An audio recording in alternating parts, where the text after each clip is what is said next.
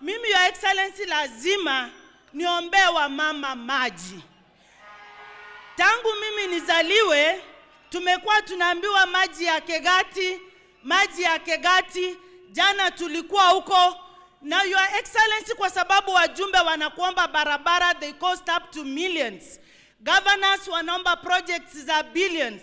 Mimi ningekuomba kama mama county, tafadhali unisaidie driller ya NYS.